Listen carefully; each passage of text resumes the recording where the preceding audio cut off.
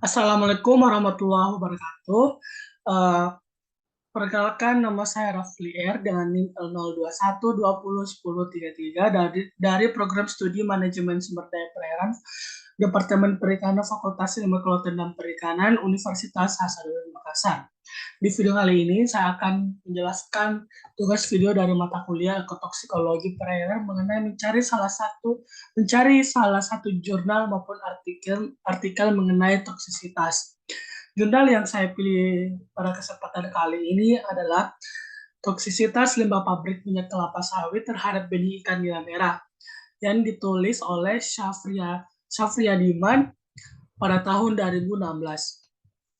Di video kali ini atau di kesempatan kali ini saya akan membahas tentang topik. Yang pertama adalah objek uji, yang kedua adalah subjek uji, yang ketiga proses uji, yang keempat data, yang kelima hasil, dan yang terakhir adalah manfaat.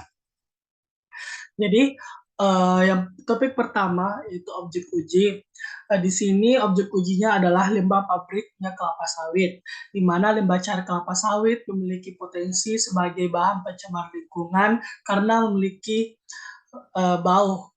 Selain itu mengandung nilai COD dan BOD serta padatan yang tersuspensi yang tinggi. Setelah itu ditambahkan untuk menghasilkan 1 ton minyak kelapa sawit yang dihasilkan 2,5 ton limbah cair kelapa sawit, sehingga untuk mengendalikan hal tersebut perlu pengolahan baik secara fisik, kimia maupun biologi.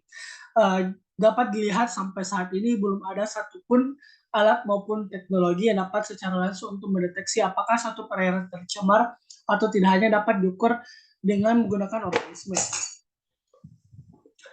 Yang kedua adalah poinnya subjek uji. Subjek ujinya di sini adalah ikan nila. Ikan nila merupakan salah satu ikan konsumsi yang sangat diminati oleh masyarakat.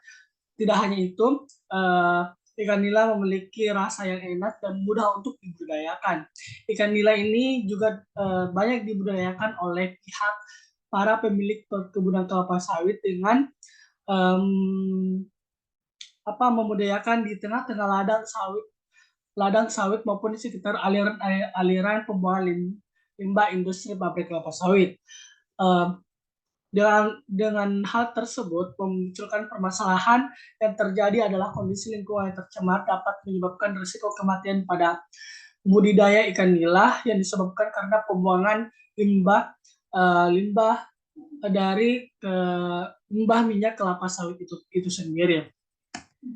Yang ketiga adalah proses uji.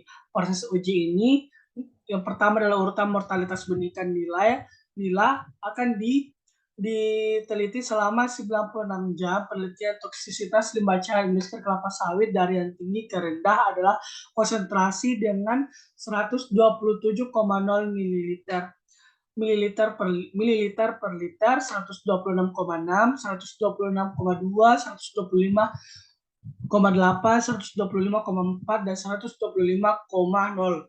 Secara deskriptif dapat ditujukan pada mortalitas terendah 0% dan tertinggi adalah 100%, yaitu pada konsentrasi 127 mililiter per liter. Dan selanjutnya adalah data. Data yang ditampilkan adalah data hasil uji ANOVA dan regresi. Ini ada histogram maupun hasil dari uji ANOVA. Yang kelima adalah hasil, di mana hasil ANOVA menunjukkan bahwa perlakuan limbah industri kelapa sawit berpengaruh sangat nyata terhadap mortalitas benih ikan nila.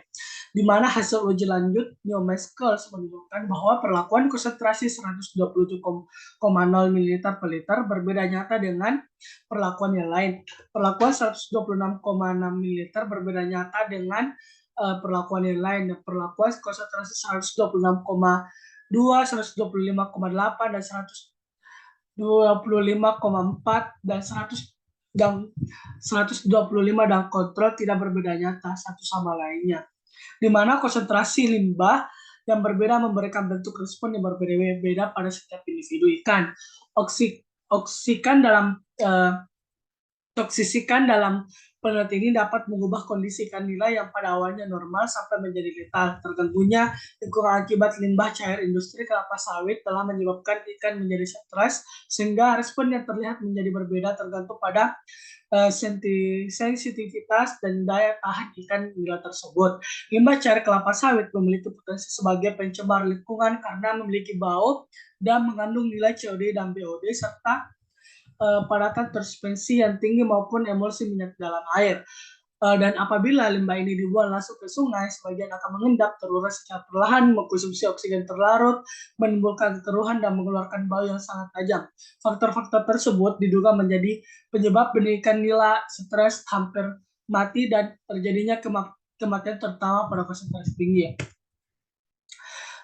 Yang terakhir adalah manfaat, di mana limbah kelapa sawit sangat berpengaruh terhadap kuantitas maupun kematian benih ikan nila semakin tinggi.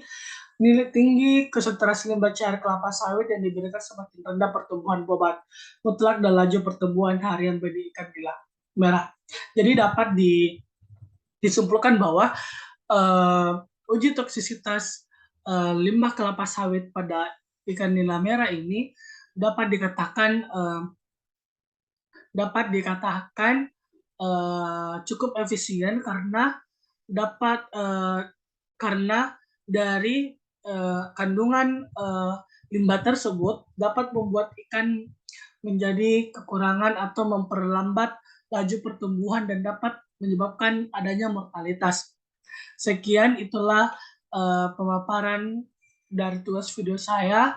Lebih dan kurangnya mohon dimaafkan. Wabillahi taufiq wal hidayah. Wassalamualaikum warahmatullahi wabarakatuh. See you next video. Bye-bye.